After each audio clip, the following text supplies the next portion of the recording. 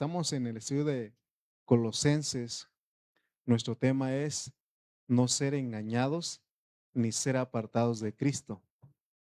Recuerden que el propósito de la epístola a los Colosenses es de que se había infiltrado en esa iglesia cosas que no son Cristo pues los creyentes de Colosas, los colosenses, fueron engañados y fueron apartados de Cristo. Entonces Pablo les escribe y ese es de eso trata el capítulo 2 versículos 4 y 8 de que ellos no deben ser engañados ni ser apartados de Cristo. Vamos a leer Colosenses capítulo 2 versículo 4 y luego el versículo 8. Vamos a leer Colosenses 2, versículo 4 y luego el versículo 8. Mire lo que dice. Y esto lo digo para que nadie os engañe con palabras persuasivas.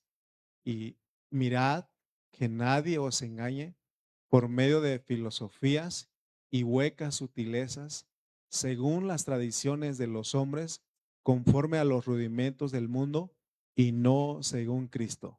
Mira lo que dice. Mirad que nadie os engañe por medio de filosofías y huecas sutilezas, según las tradiciones de los hombres, conforme a los rudimentos del mundo y no según Cristo. Amén. Entonces nuestro tema le decía, no ser engañados ni ser apartados de Cristo. Vamos a orar al Señor, nuestro Dios, para que Él nos ayude a entender su palabra por su Espíritu Santo. Oremos. Padre Celestial, por medio de tu Hijo amado Jesucristo, venimos en esta hora para que, Señor, desde ahí, desde nuestro espíritu, donde mora tu Espíritu Santo, podamos nosotros, Señor, comprender tu palabra, Señor, y que esas palabras, Señor, vengan a darnos certidumbre para que no seamos engañados ni apartados de ti. Señor, ayúdanos en esta hora, Señor, que podamos recibir tu palabra con mansedumbre y podamos atesorarla en nuestro corazón, porque solamente de esta manera nosotros vamos a disfrutar de la buena tierra que es Cristo, todas las riquezas que tiene esa buena tierra. Gracias por esta hora, gracias por todos los presentes y ayúdanos a comprender tu palabra. En el nombre de Cristo Jesús, amén. Nosotros, esta epístola nos ayuda mucho, o más bien, cuando estudiamos las jornadas, que tuvo que ver con las 42 jornadas, que fueron las experiencias de los hijos de Israel desde que salieron de Egipto hasta llegar a la buena tierra.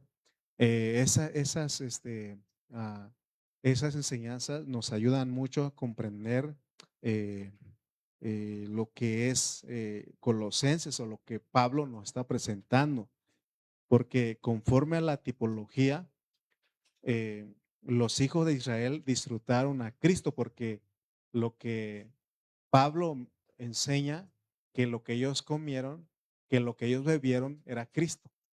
Entonces podemos decir que en tipología ellos disfrutaron a Cristo en tres etapas.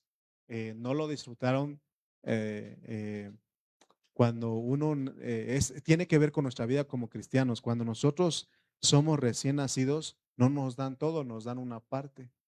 Conforme vamos creciendo, nos dan otra parte. Y ya cuando maduramos, entonces nos dan otra parte.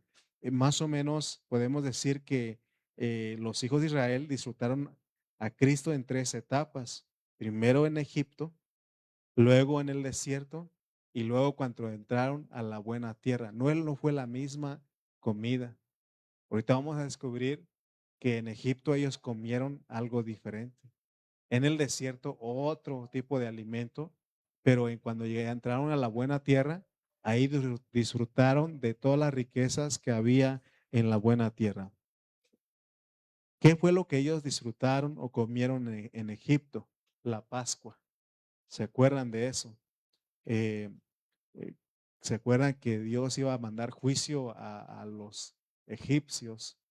y dice que mató todos los primogénitos de los egipcios y ellos mataron un cordero y la masa, ¿no? El pan sin levadura. De hecho, también cuando salieron iban cargando la masa, dice. Pero lo que ellos comieron fue el cordero y fue el pan ahí. Y eso se le dio tenía como fin redimirlos, o sea, fue la compra. Sí, lo que Dios hizo los compró nuevamente porque los hijos de Israel llegaron a ser propiedad de Faraón, ¿no? Entonces Dios tuvo que hacer eso para rescatarlos y eso tiene que ver con nosotros. En nuestro inicio, ¿qué hizo Dios? También murió Cristo. Para eso murió Cristo, para redimirnos a nosotros, ¿no?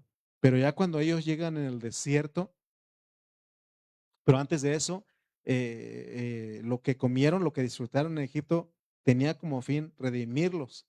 No solamente eso, sino también fortalecerlos para que salieran de Egipto. Fíjense, o sea, no podemos nosotros aventarnos a caminar, ¿no? Creo que eran camino de 3 días al desierto. No puede, por ejemplo, si usted va a salir a caminar, no puede si no se alimenta porque en el camino se va a debilitar.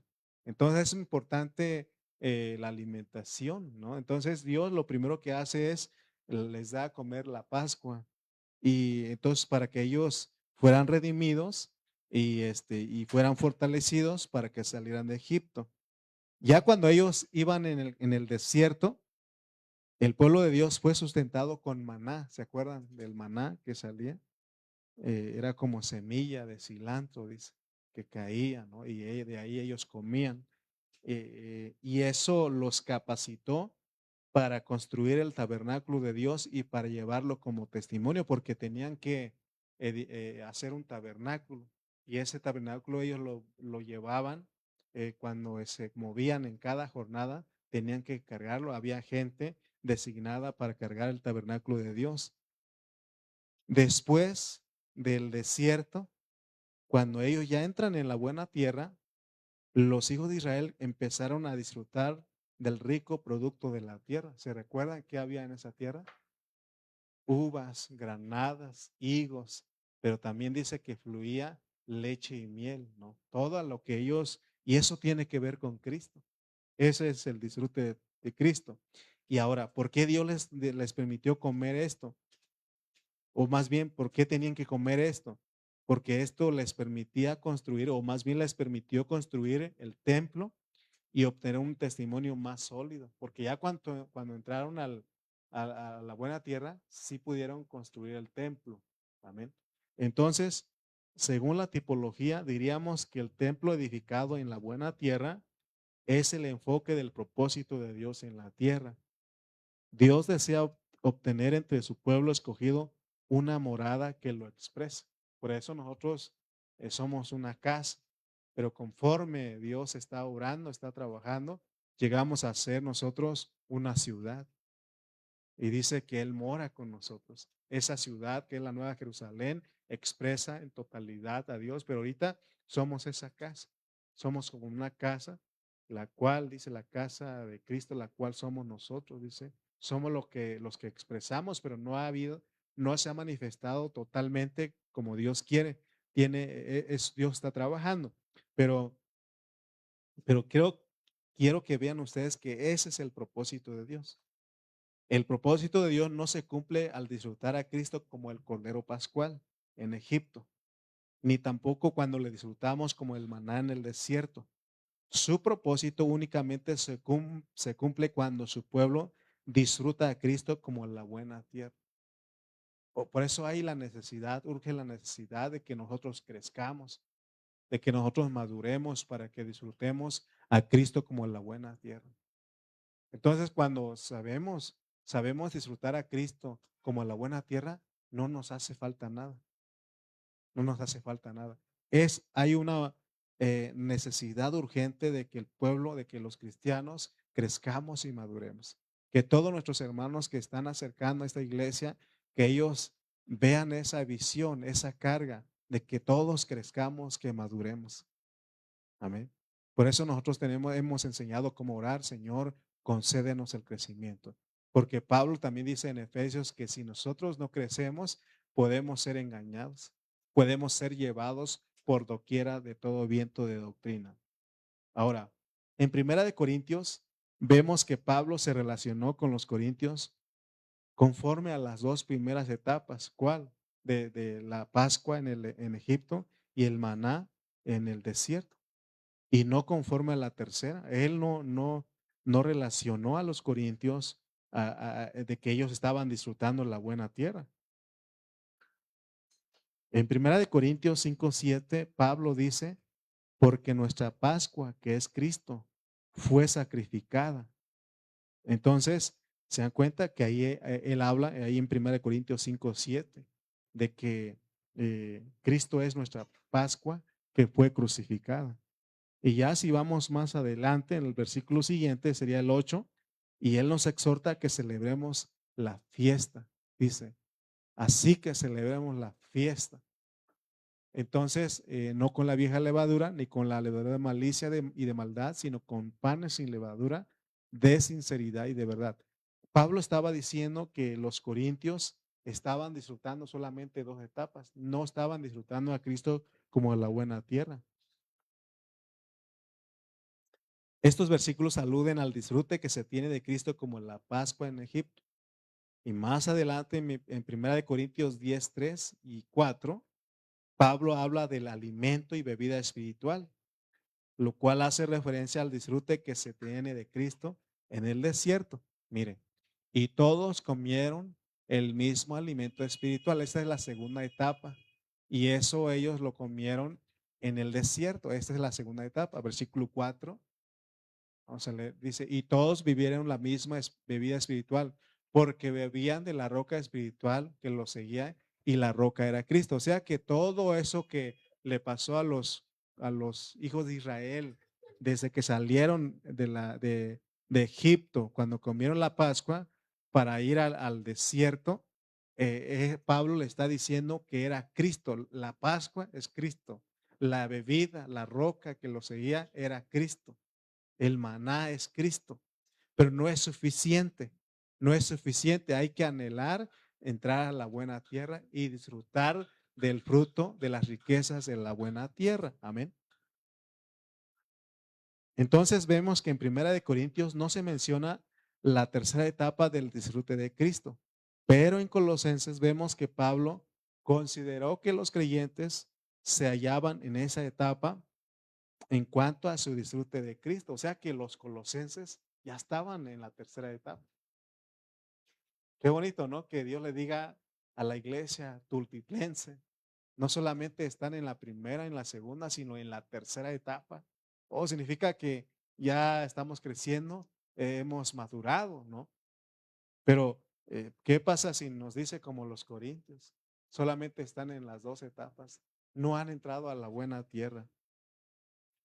Puesto que los corintios no habían llegado a la tercera etapa de disfrute, la vida de iglesia en esa localidad podía compararse con un tabernáculo, con una vida de iglesia ambulante, sin un fundamento sólido.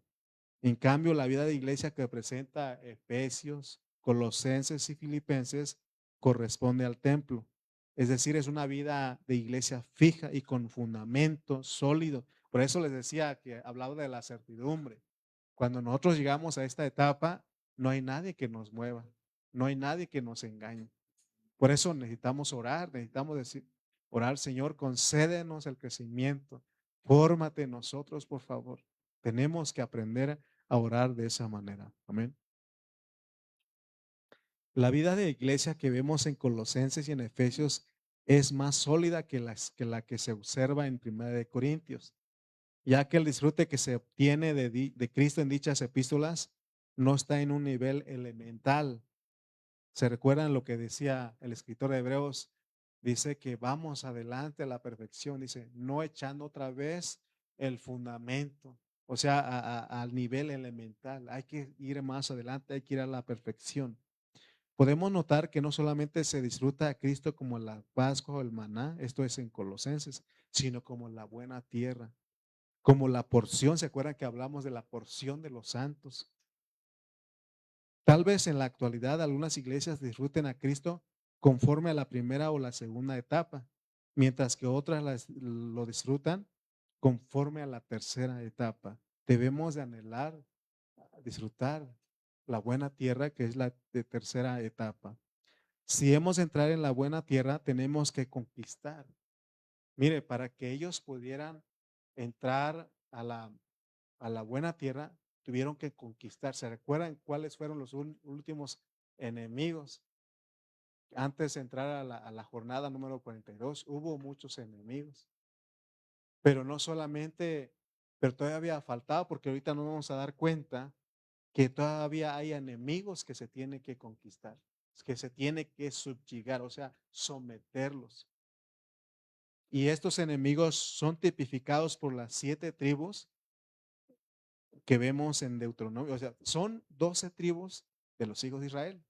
Pero cuando llegan a la buena tierra, en esa buena tierra habían 7 tribus. Y esos tiene, ahorita vamos a leer, vamos a ir a Deuteronomio 7, del 1 al 4, y van a ver ustedes, hermano, por qué Pablo, el apóstol Pablo está diciendo que tenemos, no dejemos engañar, no debemos ser engañados ni ser apartados de Cristo. Porque miren lo que había en esa tierra, en la buena tierra. Necesitamos someterlo, necesitamos subyugar, necesitamos, hermano, aprender a sojuzgarlos, que no ellos se conviertan a nosotros, sino más bien no que nosotros nos convirtamos a ellos, sino que ellos a nosotros, o que estén quietos, porque mire, dice, cuando Jehová tu Dios te haya introducido en la tierra en la cual entrarás para tomarla, y haya echado de delante de ti a muchas naciones. Miren cuántas, dije 7 tribus: el Eteo, el Jerjeseo, el Amorreo, el Cananeo, el Fereceo, al Heveo y al Jebuseo. 7 naciones mayores y más poderosas que tú. Miren, hermano, por eso necesitamos la iglesia, el cuerpo, porque no podemos vencer, porque son mayores y más poderosas que nosotros, pero en Cristo somos más que vencedores. Amén. Entonces, ahí está los 7. Y estos enemigos son los gobernadores, las potestades, los principados y las huestes de maldad del aire. ¿Se recuerdan que en Efesios Pablo dice que nuestra lucha no es contra carne y sangre, sino contra potestades, contra principados, contra los gobernadores de las tinieblas? Estos son espíritus, son hermanos, fuerzas malignas que están en el aire. ¿Con qué razón podemos ser engañados? Porque, hermano, estos no duermen. Estos están siempre ahí, son huestes de maldad del aire. Cuando estos enemigos sean derrotados, entonces tendremos paz. Y en esta atmósfera de paz el templo podrá ser edificado. Entonces, vamos a ver con el primer punto que dice Pablo: no ser engañados. ¿Por quiénes podemos ser engañados? En ese tiempo eran los judaizantes y los gnósticos. Entonces no debemos ser engañados por los judaizantes y los gnósticos. Los colosenses habían estado en Cristo, la buena tierra. ¿Se acuerdan que dijimos que Corintios solamente 2 etapas? Pero colosenses, ellos llegaron a la buena tierra, pero vamos a ver que aún hay peligro. Corremos el peligro de ser engañados. Mírenlo, leamos otra vez Colosenses 2:4. Miren lo que dice Pablo. Esto lo digo para que nadie os engañe con palabras persuasivas. Y esto lo digo para que nadie os engañe con palabras persuasivas. Para engañar a los creyentes tendría que usarse algo cercano a la verdad. O sea, cuando van a usar palabras persuasivas, van a usar algo cercano a la verdad. Por ejemplo, los billetes falsos engañan porque se parecen mucho a los verdaderos. ¿Alguna vez usted le tocó un billete falso? Y cuando se dio cuenta, es un billete falso, ¿no? Y es, por qué lo engañan? Porque se parecen.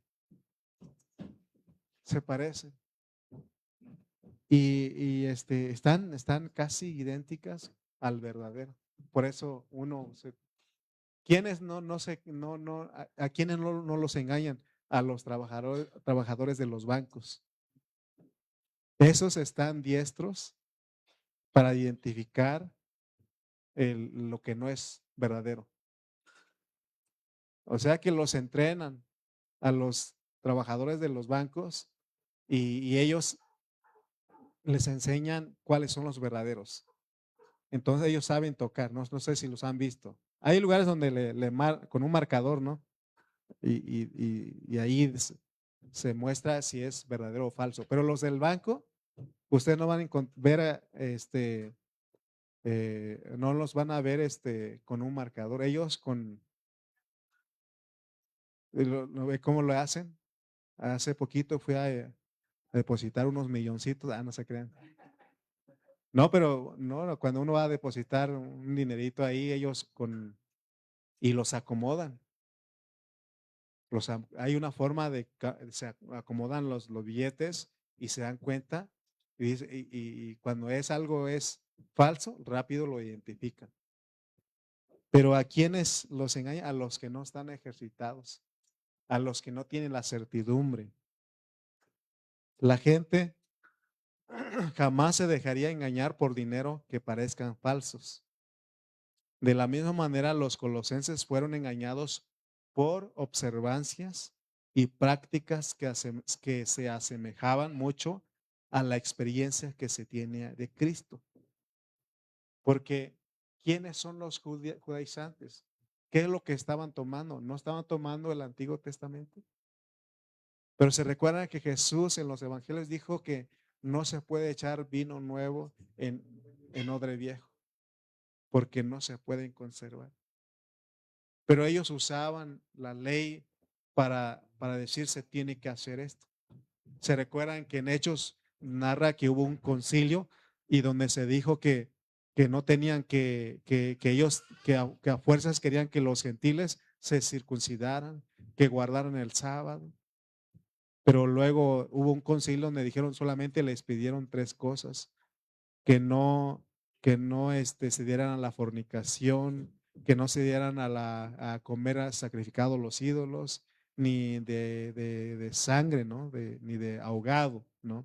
Entonces, pero se dan cuenta que estas personas estaban tomando del Antiguo Testamento prácticas judaizantes y eso hizo que eso usaron para engañar a los creyentes colosenses. Y no solamente esa es la religión, no solamente la religión, sino que habían ciertos aspectos del gnosticismo. El gnosticismo se asemejaba a las enseñanzas de la Biblia. Por esta razón los colosenses fueron engañados. Fíjense, hermano, que los grupos que no están en la verdad, nosotros lo podemos ver y ellos usan la Biblia. No crean ustedes que van a usar otra cosa, la misma Biblia usan ellos. ¿En qué consistía la enseñanza gnóstica de los tiempos de Pablo? Ya lo había hablado, pero quiero ponerlo otra vez. El apóstol Pablo reprochó una forma temprana el gnosticismo. Gnosticismo. ¿Qué es el gnosticismo? Es una mezcla de misticismo, de filosofía griega y religiones orientales.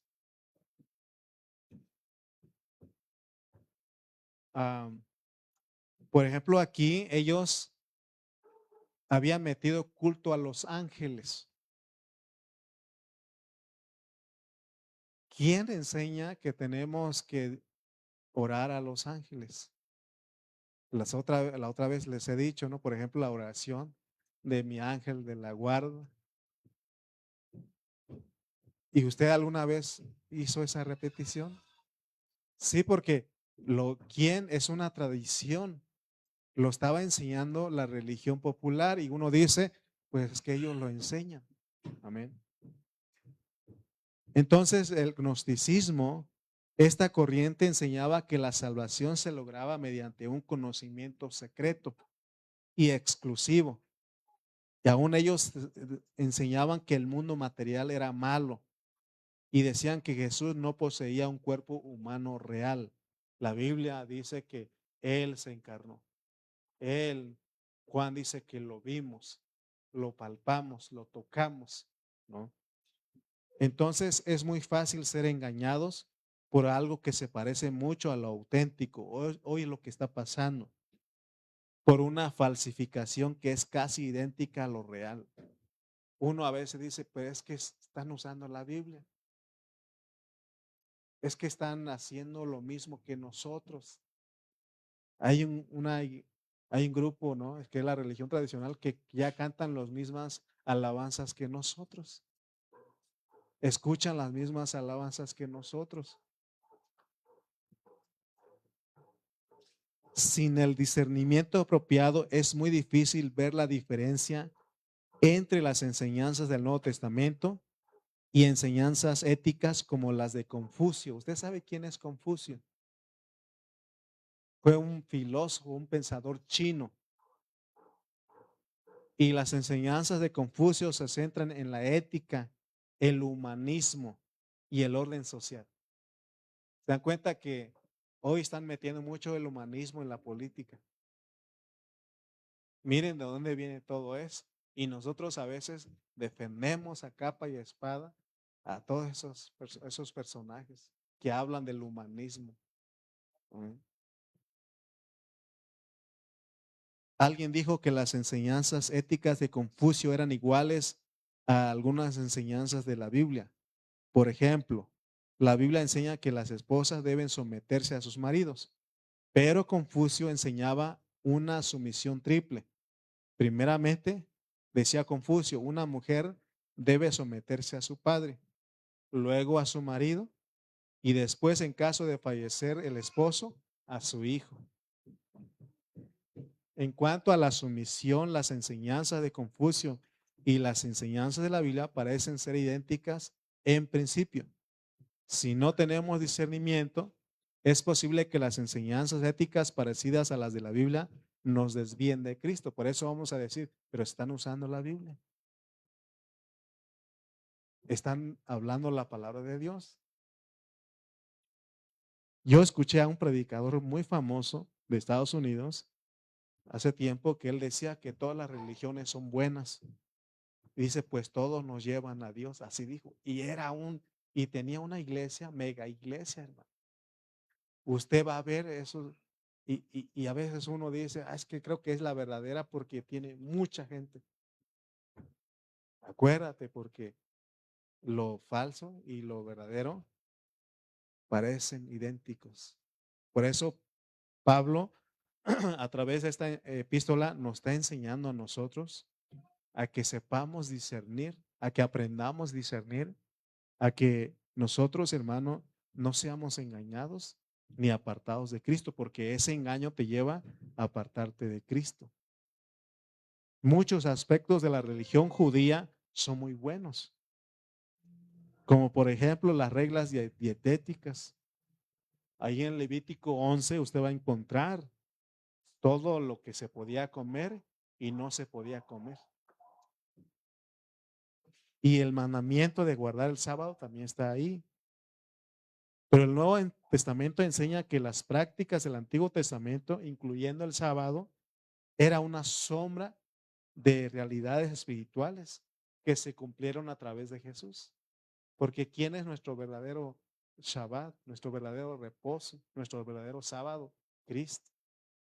Él es en Él podemos descansar. ¿Se acuerdan que Él dijo, venid a mí todos los que estáis cargados y cansados y yo os haré descansar?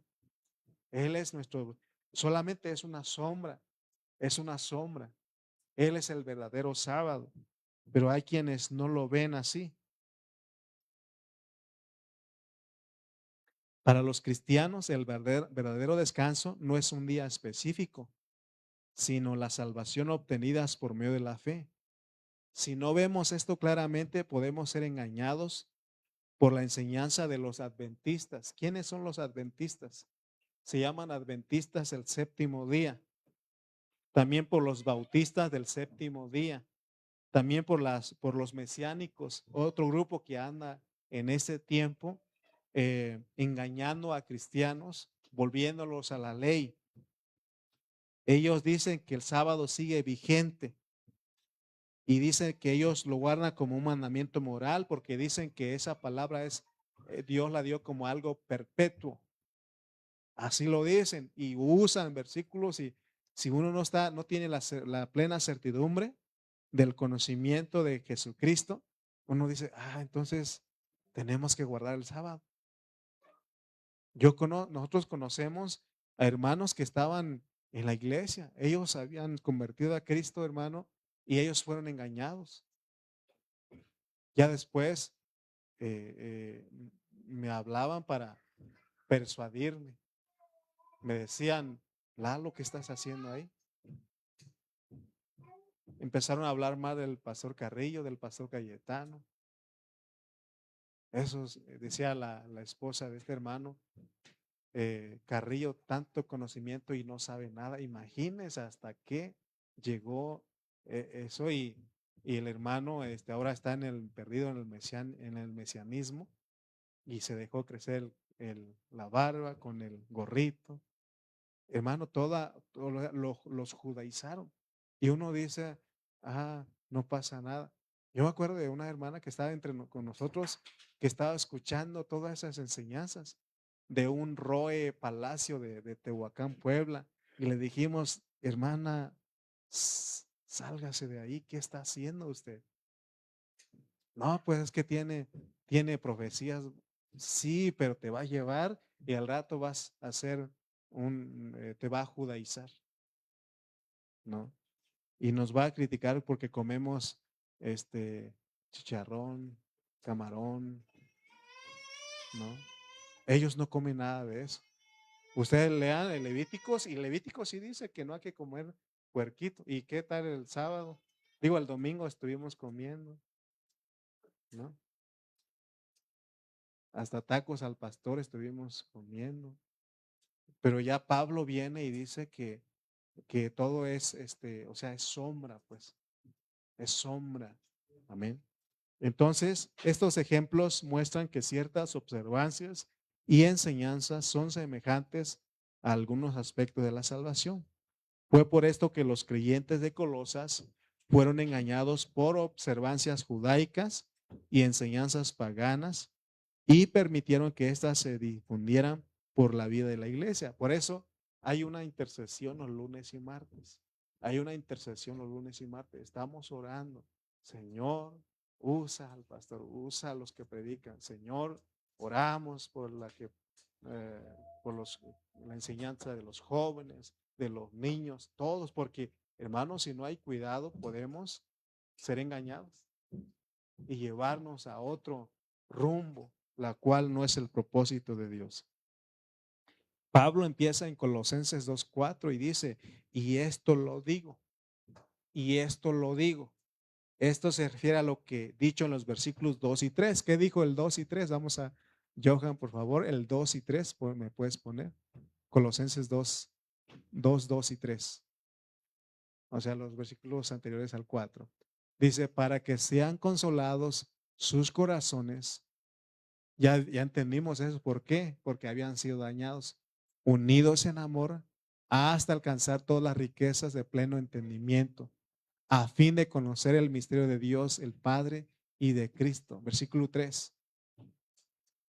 En quien están escondidos todos los tesoros de la sabiduría y del conocimiento. ¿Hace falta filosofía? ¿Hace falta alguna sabiduría? No, todo está ahí. Dice, en quien están escondidos, o sea, en el misterio de Dios que es Cristo, están escondidos todos los tesoros de la sabiduría y del conocimiento. Y el 4 dice, esto lo digo, y esto lo digo para que nadie os engañe con palabras persuasivas. Amén. Pablo recalcó estas cosas para que los santos de Colosas no fueran engañados. Si verdaderamente hemos visto la revelación de Cristo presentada en Colosenses 1, no seremos engañados por enseñanzas tales como el bautismo en agua. También hay confusión ahí. Algunos dicen que no se tiene que hacer en el nombre del Padre, del Hijo y del Espíritu, sino en el nombre de Jesús. Otros dicen que no se tiene que hacer por inmersión, sino por aspersión, todo lo que rollo que sacan ahí. Otros dicen que hay que observar el sábado. Y ustedes van a escuchar a esos grupos, cuando les digan eso, tengan cuidado, acuérdense de lo que estoy enseñando. Es engaño. Haga como el del banco, esto no es verdadero, ¿no? Cuando pasan el billete, ustedes tienen que saber que eso no es verdadero. Es una sombra. Nuestro verdadero sábado es Cristo. No es un día, todos los días podemos descansar en Cristo. Amén. Sabremos que Cristo es el centro de la economía de Dios y nuestro todo, no hace falta nada, ahí está. Si tenemos una visión clara acerca de Cristo, nadie podrá engañarnos. Pero ¿cómo nos engañan? Mire lo que dice él aquí. Y esto lo digo para que nadie os engañe con palabras que persuasivas, persuasivas. En este versículo 4, Pablo menciona esta manera específica, las palabras persuasivas. O sea que los que engañan a otros son generalmente elocuentes y persuasivos.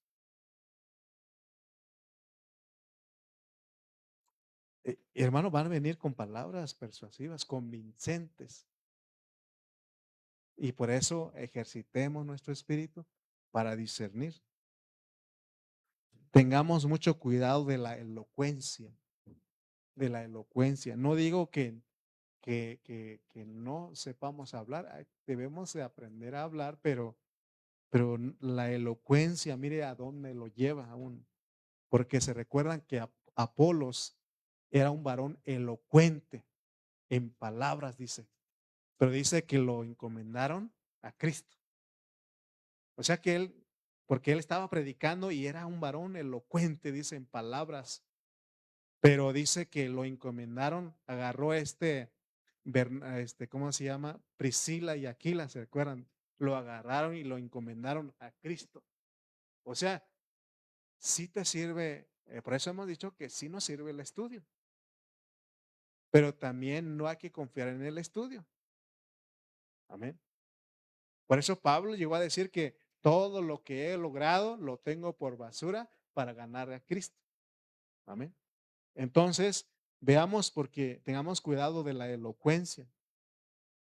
¿Se acuerda que el del taxista, ¿no? Él decía que él era cristiano, pero dejó el cristianismo para meterse a investigar por qué la gente cree y por qué no cree.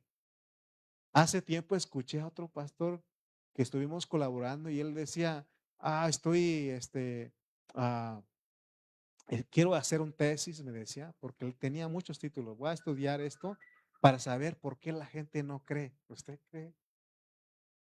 ¿Hacia dónde se está metiendo? Y ya cuando vi sus fuentes, y no sabía en ese momento, yo casi me lo creía también. Y usaba al padre de la psicología que se llamaba Freud. ¿Y quién es Freud? Es un ateo. Freud es un ateo. Ya después dije, ¿y dónde se estaba metiendo? Y yo lo estaba recibiendo. Y él hablaba del inconsciente, del subconsciente, quién sabe, hermano, de tanto ente, pero hablaba. Hermano, puede ser que un orador sea muy elocuente y al mismo tiempo sus palabras carezcan de realidad. Así que en vez de dejarnos cautivar por la elocuencia de un orador, debemos preguntarnos si hay realidad en lo que habla. Coloquialmente hablando, es alguien que tiene mucha labia, ¿no? Lo que dice Pablo aquí. O sea, el que te va a engañar tiene mucha labia. ¿Qué significa esa expresión? ¿Verdad? ¿Sabe cómo convencer, no? O también dicen ahí, verbo mata carita.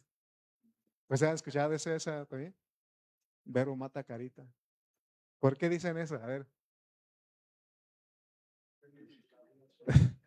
Dicen Nayarit, ¿no? Está feo el vale, pero se agarró una esposa bonita, ¿no? ¿Y cómo le hizo? Verbo mata carita, ¿no? Dicen, yo no, a mí no me pasó eso. Entonces, hermano, a veces nosotros apreciamos y nos dejamos cautivar por los sermones vacíos de los predicadores elocuentes que carecen de vida y de realidad. Tengamos cuidado porque podemos decir, no, creo que este explica mejor. Y, hermano, ¿y qué cree que aquí ha pasado? Llegan es que esto no lo había escuchado. Y digo, tanto tiempo que lo he estado enseñando y apenas lo entendieron, dice. No es que me moleste, pues, pero bueno, sí, porque tanto tiempo enseñando, pero si yo enseñé eso, ahí están mis apuntes, ¿no? Hermano, a lo mejor no tengo elocuencia, pero yo les he dicho a ustedes, prueben mi vida, examínenme. Por eso cuando yo hablo, aquí está mi esposa y ella decir, pura labia, no tienes nada de realidad, no tienes vida. No, ella es la que me juzga a mí. Por eso no puedo hablar cosas que no estoy viviendo también. Entonces, si recibimos la visión del Cristo, del Cristo todo incluido, según se presenta en el libro de Colosenses, nada nos engañará. Por más excelente o bíblica que sea alguna enseñanza o práctica, no podrá extraviarnos de Cristo. ¿Se recuerda de los hermanos de Berea? Es lo que hacían ellos. Ellos iban y leían. A ver, Pablo decía esto, vamos a ver, porque tiene que usar la figura, tiene que usar la tipología. Y es lo que estamos haciendo aquí, usando la tipología para mostrar una realidad. Amén. Nada estamos sacando fuera de contexto. Amén. A veces me cuesta a mí expresarme, pero eso no quiere decir que no tiene vida lo que estamos presentando. La condición de la iglesia en Colosas era muy diferente de la condición de la iglesia en Corinto. En Corinto la norma estaba muy caída, había divisiones y algunos santos estaban enredados en litigios. ¿Se acuerdan que los llevaban entre los tribunales? E incluso algunos en fornicación. ¿Se acuerdan de ese pecado que vimos? En cambio, el comportamiento de los santos en Colosas estaba en un nivel mucho más elevado. Como hemos mencionado, el problema que prevalecía en Colosas era que la iglesia había sido invadida por la cultura. Tengamos cuidado con la cultura. Que yo soy mexicano. En el nuevo hombre hemos dicho que no hay nacionalidad ni clase social. Hermano, no hay nada de eso. Por eso no es que yo soy, por eso tengamos cuidado con las preferencias que tenemos. Amén. Porque aún es lo que, hermano, había en Corinto, pero también parece ser que también en Colosas, porque cuando se invade la cultura, entonces queremos hacer las cosas de acuerdo a la cultura, no de acuerdo a Cristo, no de acuerdo a Cristo. Amén. Todos los que estamos recibiendo esta advertencia debemos ser muy cautelosos con aquellos que parecen ser muy cultos y educados y que hablan de una manera amable y humilde. Eso es la cultura. Las personas más engañosas suelen ser muy amables. Sin lugar a dudas, cuando la serpiente se acercó a Eva en el huerto, le habló muy amablemente. Usó la cortesía porque le dijo, con que Dios les había dicho esto. No llegó y le atacó y no, usó la amabilidad, usó la cortesía, no la confrontó. Y hermano, cuando te van a llegar, te van a usar la misma estrategia, la misma táctica, la misma astucia. Y por eso Eva engañó, fue engañada. La engañaron. Debemos estar atentos para no ser engañados por las palabras persuasivas de la gente culta. Que te digan es que tengo doctorados, eh, bueno, en lo que es la iglesia, soy doctor, ¿no? Porque es un título eso. Es un doctor en teología, soy maestro, soy reverendo, soy apóstol, soy hermano, todos los títulos. Y uno dice, no, pues hay que creerle porque es un apóstol. Y se dan cuenta que, de acuerdo a la enseñanza de Pablo, en ese tiempo no hay apóstoles en título. Sí hay apóstoles en función, porque apóstol es el que abre iglesias, pero no es en título. Y hoy la gente se pone el apóstol. ¿Te imaginas, Adrián? El apóstol Adrián, ¿no? O sea, se escucha bien, pero no hay título. Por eso ustedes no me van a ver una tarjeta, dice el pastor reverendo Eduardo Reyes. Se escucha bien, pero no es, hermano, mucha gente usa todas esas cosas para engañar. Lo único que nos permitirá discernir la falsedad y el engaño es una visión clara de la posición que el Cristo, que todo lo incluye, ocupa en la economía de Dios. No necesitamos nada, solamente decir, Señor, ábrenos a tu palabra. Aquí lo tenemos todo. Amén. Porque eso nos lleva a ser cautivos. Leamos otro versículo. Vamos a leer Colosenses 2:8. Mire lo que hacen, hermanos, para engañar. O sea, el Señor lo profetizó, el Señor Jesucristo lo profetizó y Pablo lo está recordando otra vez. Dice, mirad que nadie os engañe. ¿Quién dijo esas palabras? Jesús lo dijo en Mateo 24. Mirad que nadie os engañe. Mirad que nadie os engañe. Ahora dice Pablo, por medio de filosofías y huecas sutilezas según las tradiciones de los hombres, conforme a los rudimentos del mundo y no según Cristo. O sea que podemos ser llevados cautivos, o sea, llevados por presa.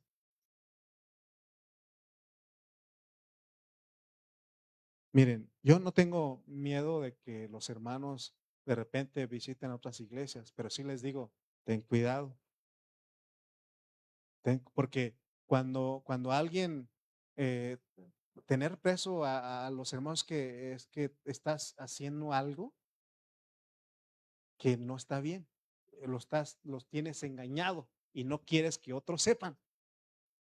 Pero yo no tengo miedo porque yo sé qué es lo que Dios nos ha dado aquí.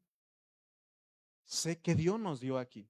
Solamente les digo, tenga cuidado donde se mete, tenga cuidado donde que está escuchando porque al rato lo van a dañar y ya lo vamos a ver en otro camino y hermano, y usted va a sufrir y es que lo llevan preso. Y dice que engañan por medio de filosofías y huecas sutilezas. En el caso de los creyentes de Colosas, la filosofía que los llevó a cautivos era el gnosticismo, que consistía en una mezcla de filosofías judías, orientales y griegas. Como indica Pablo, el gnosticismo es una hueca sutileza. En realidad todo engaño es hueco, pues carece de realidad. Nada que sea real o tenga un contenido verdadero puede considerarse un engaño.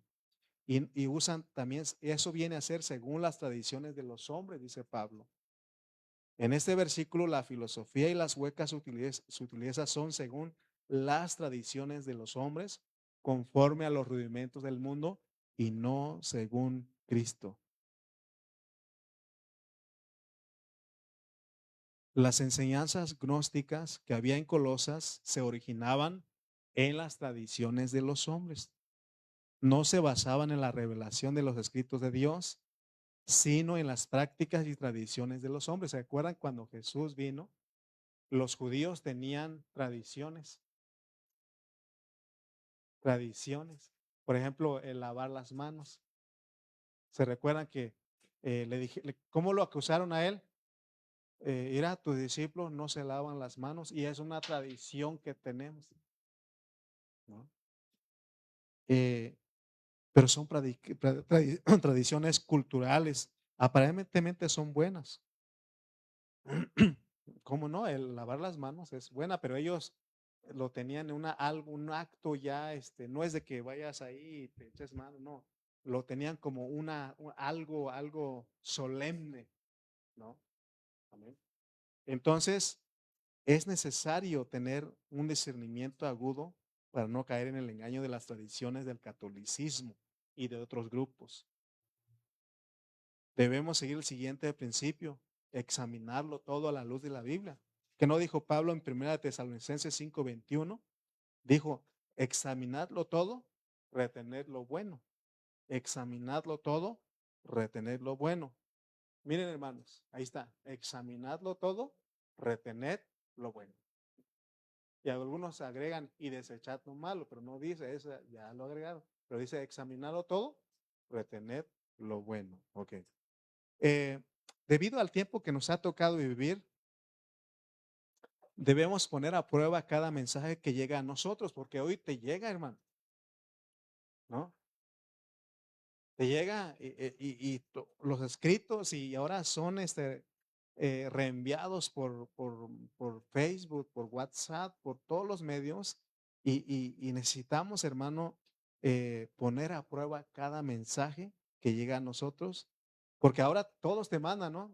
Ta, ta, ta, ta, te mandan, donde sea, ahora, y es bueno a la vez, pero tengamos cuidado porque no sabes de dónde viene, porque nomás dice reenviado 53 millones de veces. Imagínate. Así dice, ¿no? Ahí si lo has leído, dice, y ya unos, y si no tienes cuidado, ya te confundieron ahí, ya dañaron tu corazón. En este pasaje, Pablo exhorta a los creyentes a no aceptar todas las enseñanzas, sino más bien examinar cada mensaje con las escrituras para determinar su validez. O sea, dicen, ok, ¿que dónde dice? ¿Qué es lo que hacían los de Berea, no? ¿Dónde dice? ¿No?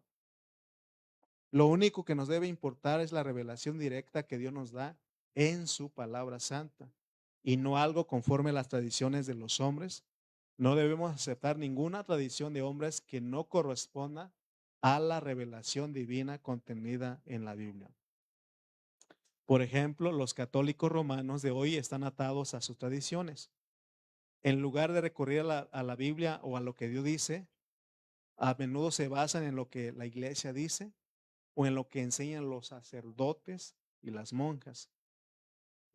Por ejemplo, podríamos señalar a los católicos el error de adorar a María y mostrarles que esto no es conforme a la Biblia, porque no hay ningún, pero pero van a buscar algún versículo. Por ejemplo, hay un versículo que dice que ella es llena de gracia, bendita entre todas las mujeres. Y eso es pero jamás no vas a encontrar más que la Biblia diga que eso. Es más, ella dijo un día, cuando se acuerdan, cuando se les acabó el vino y ella fue con Jesús el único mandamiento que ve ahí, se ve ahí que ella le da a los que estaban ahí, hagan todo lo que él les diga, ¿no? Pero ¿por qué adoran?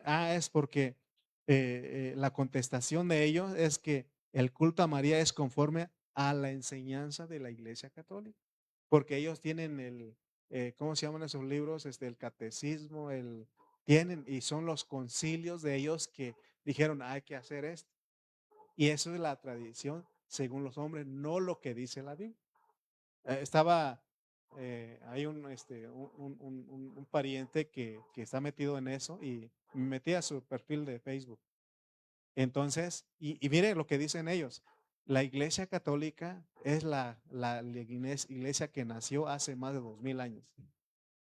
¿Quién lo dice eso? Si ustedes leen la Biblia, no se llamaba católica. ¿Cuándo vino a existir la iglesia católica?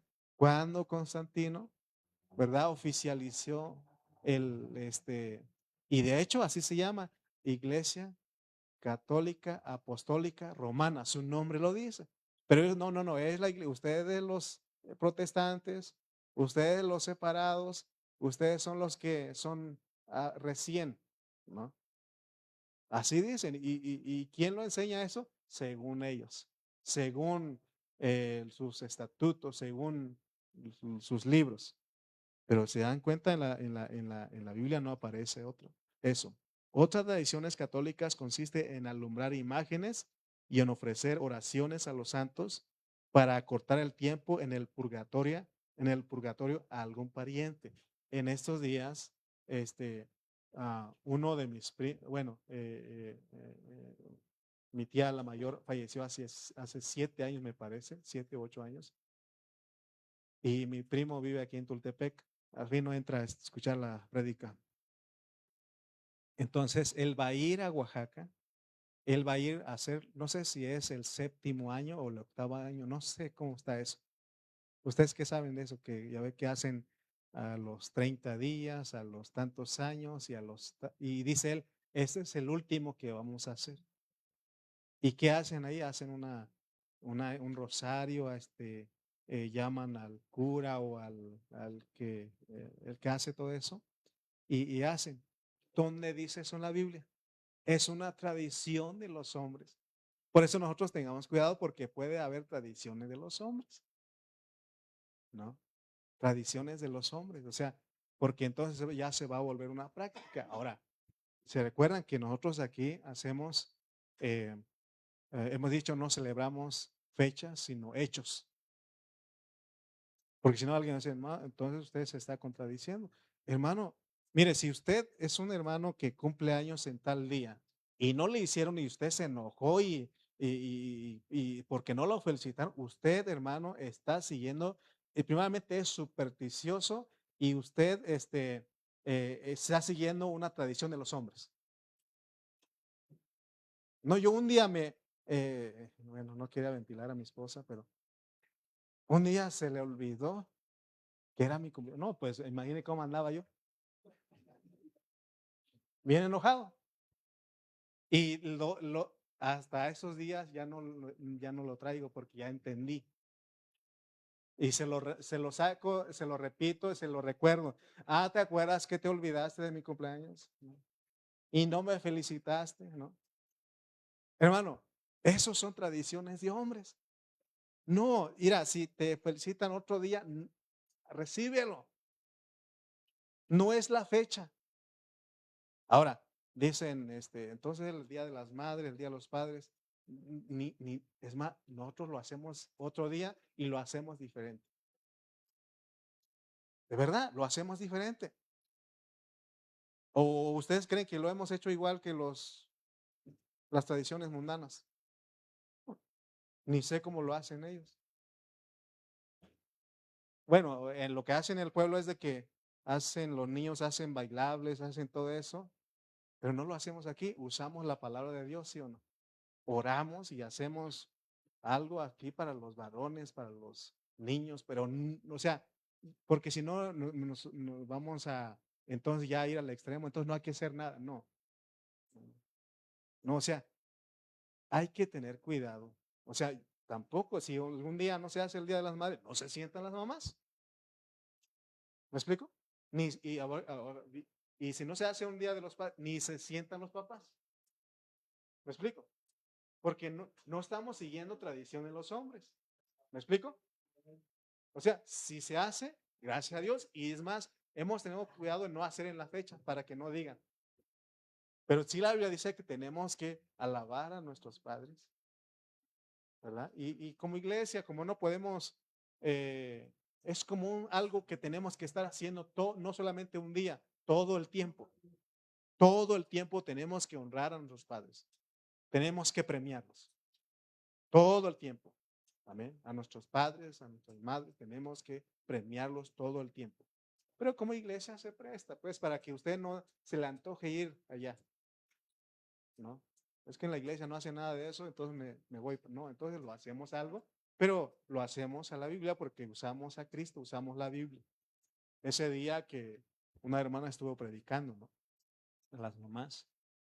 Y todos los varones expresamos el amor que Dios nos ha dado, sirviendo a las mujeres. Estuvo bonito, ¿no? Porque andaba el hermano ahí. ¿Qué le gustaría a usted? Ahí de estos tacos, dos. Y eso se requiere de humildad porque quisimos aplicar lo mismo a Chimalpa y me dijeron los hermanos, no, hermano, usted quiere hacer algo tan sencillo, algo difícil. No, es que aquí lo traigo. Ya cuando iban, se les olvidaba.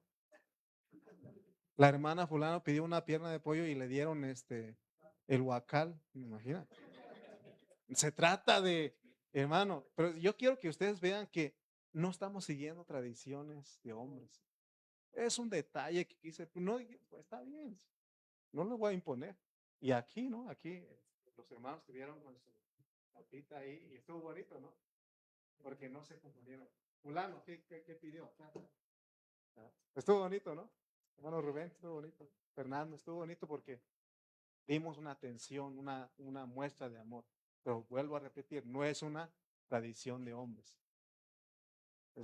Esas tradiciones de hombres, la gente se emborracha, se eh, baila y al último se pelean recordando la herencia que no les tocó. Hermano, no.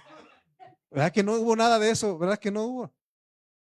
O se me hace que no disfrutaron las mamás. ¿Verdad que sí estuvo bonito? Sí, estuvo bonito, pero bueno, porque hay rudimentos del mundo que sí, definitivamente no tenemos que meter porque no son según Cristo. Es una oportunidad. Oramos, ¿verdad que sí oramos por los alimentos? Oramos, damos gracias a Dios por los alimentos. Hubo palabra, ¿no? Entonces, termino con esto. Hay filosofías, hay huecas sutilezas, no son según Cristo. Cristo es el principio que rige toda sabiduría y conocimiento verdadero, la realidad de toda enseñanza genuina y la única medida de todo concepto aceptable a Dios. Entonces, el enfoque del libro de Colosenses es que Cristo es como nuestro todo, no necesitamos más. Por eso en todo lo que hagas, si está Cristo ahí, estamos en lo correcto. Si Cristo es puesto a un lado, ya estamos mal. Amén. Vamos a orar pues. Señor y Dios, te damos gracias en esta hora. Gracias por tu palabra. Gracias, Señor, porque tú eres un Dios bueno, tú eres un Dios maravilloso, que nos advierte, Señor, y aún con gracia, con amor nos corriges. Ayúdanos, Señor, a poder examinarlo todo, discernir cuáles son filosofías, religiones, tradiciones de hombres, huecas sutilezas, Señor. Así como los creyentes de Colosas fueron engañados, fueron apartados de Cristo, nosotros también podemos caer. Ayúdanos, Señor, a permanecer en lo que tiene realidad, en lo que eres tú, Padre. Gracias te damos, gracias por esta bendición. Gracias, Señor, porque tú eres un Dios bueno y tú eres un Dios maravilloso. Gracias por tu palabra. En el nombre de Cristo Jesús. Amén y amén.